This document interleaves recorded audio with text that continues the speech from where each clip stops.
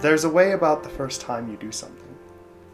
Your first steps, your first words, first ride, your first adventure. Well, I guess this is the story of mine. I had spent my youth dreaming of adventure, of going and making some discovery, overcoming some great obstacle.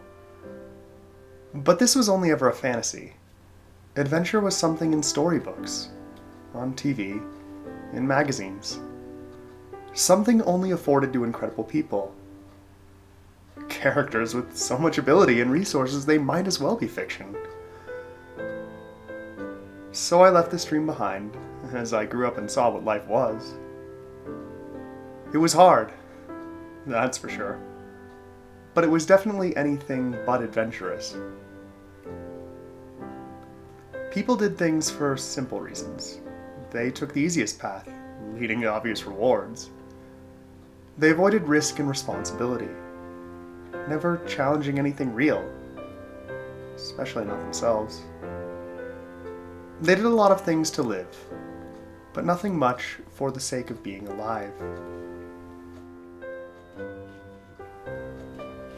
When I first used the phrase, adventures in real life, I meant to say there was no such thing. As I wrote a paper on a hero who went out in search of adventures. It's funny to think that years later, I'd be doing exactly that.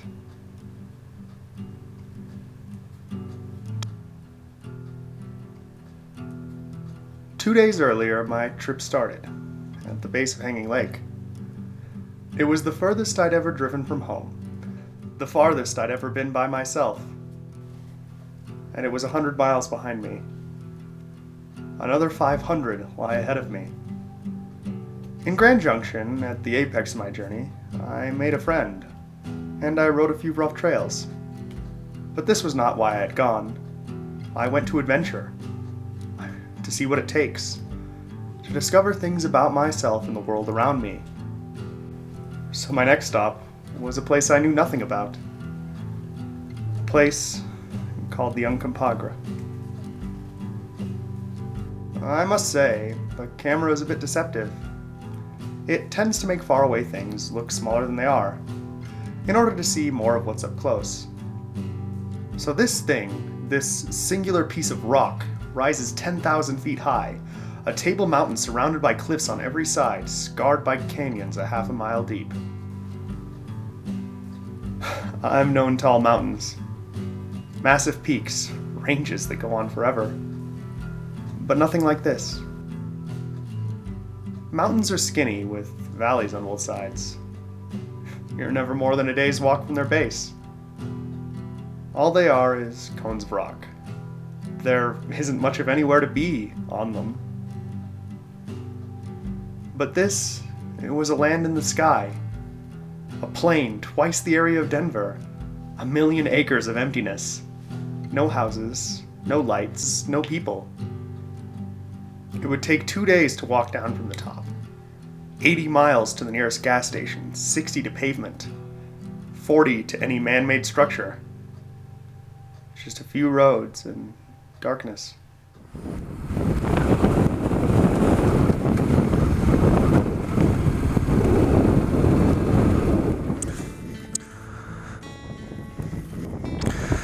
Well, there's the sunset for you. Now just to figure out what I'm going to do for sleeping. It probably would have been beneficial to take the book with me. I guess this is an answer. This is a time for GPS. Okay, did I shove my GPS in here?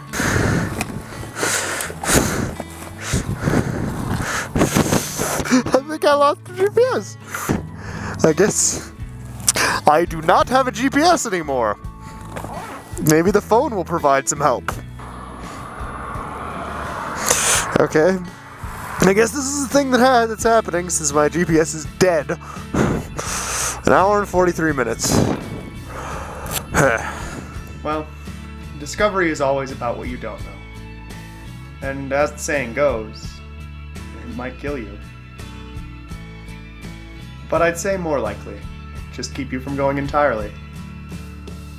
But this is the point of adventure, to take a leap, to do things few others would, to push your own limits and maybe find some new ones.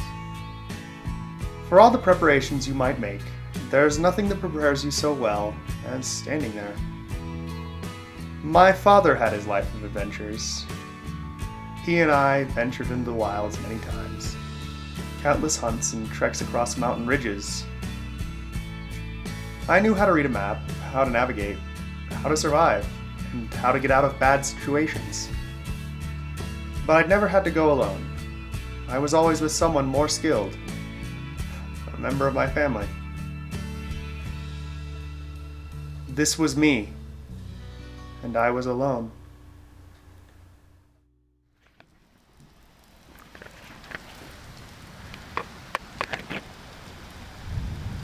My father had visited the Uncompaghre. He warned me of the rain. I didn't pay much attention. If anything, adventuring teaches you to listen, to pay attention to the world around you, and think about what you hear. I assumed this was another desert plateau, or a barren rocky mountain. I was wrong.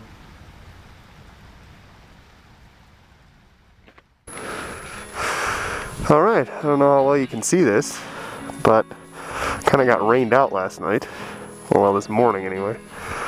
So I kept on waiting in my tent for there to be a break in the rain, and never really happened, although kind of lightened up a little bit right about now, and it's now just mostly fog. Oh man, camping was rough, surprisingly rough. I hope my stuff isn't all soaked. Well, I'm pretty sure it is. Alright, bike, if you don't start, I'm going to be upset.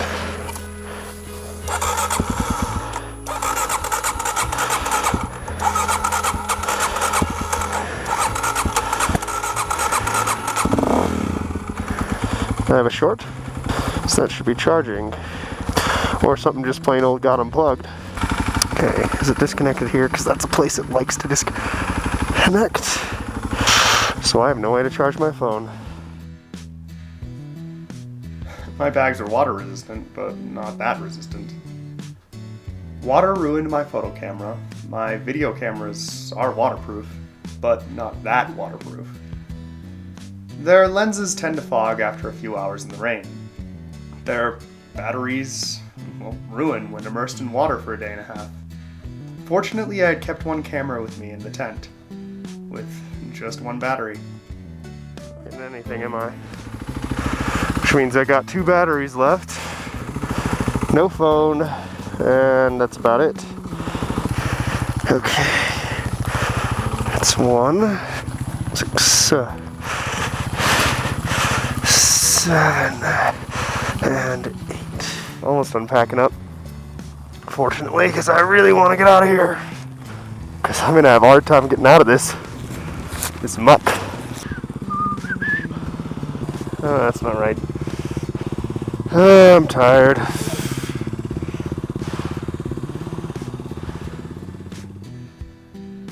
There's a reason why Grand Junction, Montrose, and the rest of the Western Slope are so dry. It is this place.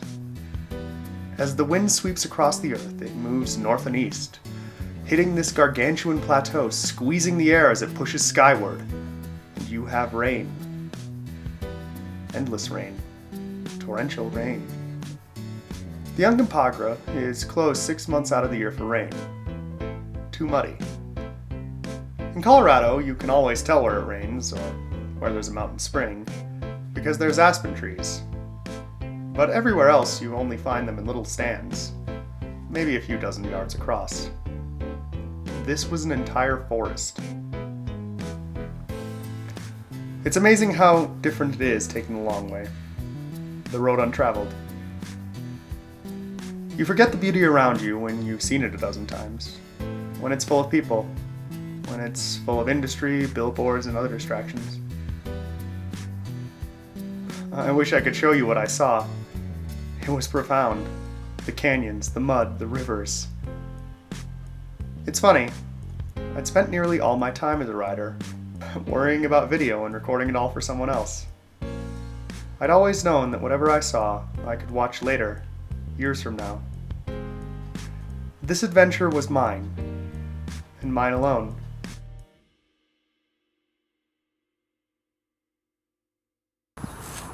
Well, I guess I got lucky. It's breaking the rain while I was sitting in the McDonald's. Man, that thing was actually kind of gorgeous, even though I was freezing to death. Soaking wet. Whole way down. The road did get a bit better, and I was able to pick up some speed. And I actually didn't wreck. I guess that was a bit surprising. So at first it was just so muddy and so rutted. Sometimes you're a better motorcyclist than you think you are. So yeah, I'm missing a brake spacer there. That's really worrisome. I must have hit something and had it snap out. I don't know, I guess you have to lose about half of them for the brake to come apart. But it's just that I'm wondering if it just, is gonna go 1, 2, 3, just keep going around until it falls apart. Jeez. Sometimes you gotta kick it to feel like a man.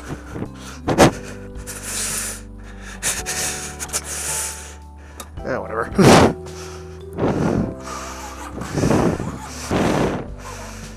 Jeez. Are you kidding me? I guess I have to kick it. I was just gonna do it voluntarily for fun.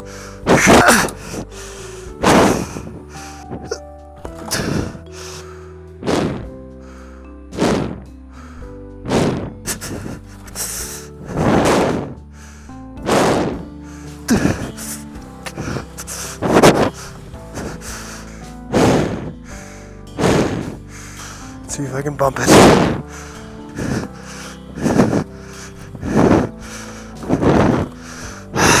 Close.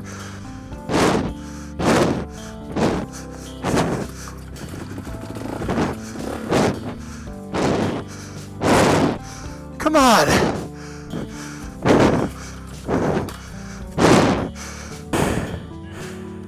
Hey. Yeah, I got it a few times, but couldn't keep it. Okay. Oh, shoot. Sorry. Damn it.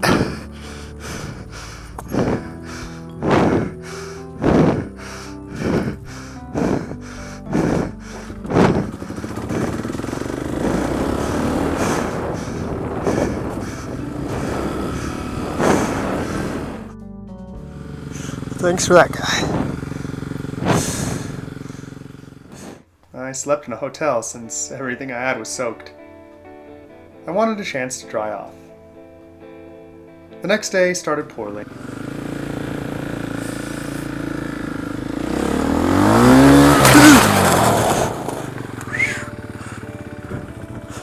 Ow.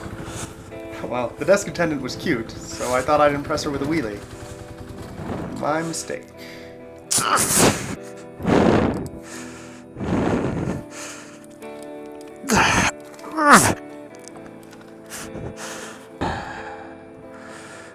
Bent up a few things. So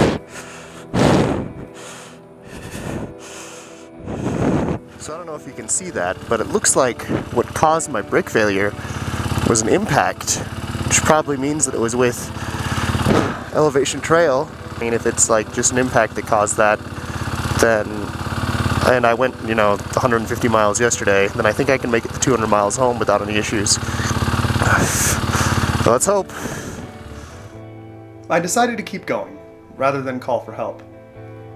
I couldn't charge my phone anyway, so I turned it off. I had to wake up crazy early, 6:30, because it's going to rain at about 8 o'clock, here at least. But I guess that if I head east, then I can stay ahead of the storm. So I got maybe an hour's worth of battery, and 5 hours of riding to do. So I guess we're going to turn this off. At home in Denver, the rains never last long. On the leeward side of the mountains, the air is dry. You don't find standing water on the road. You don't have drizzle or fog. So my thought was, get to the other side of the Rockies, get past the storm. To the driest place I knew, Canyon City. For that, I had to head over Monarch Pass. covered in ice in early June from all the rain, and the still cold mountain air. Here, I took my last bit of footage, with the few minutes of battery I had left. Coming to the lake. It's kind of pretty. It's the prettiest country that I've ever seen. I mean, in Colorado. I was surprised. Lots of rivers. I guess I just passed over the Continental Divide because everything's running east now. Man, oh, it's nice to have sunlight, not rain. When I got to the other side, I met a pair of dual sport adventurers. The first sort like me. I rode the famous shelf road I'd seen weeks earlier. I went home.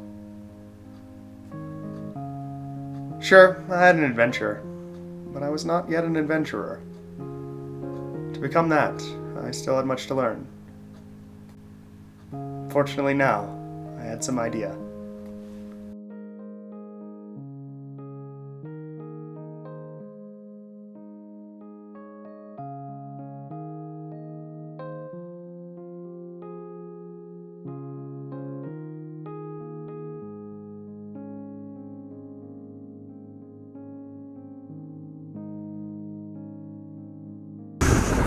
So glad that it stopped raining. A lot easier to ride.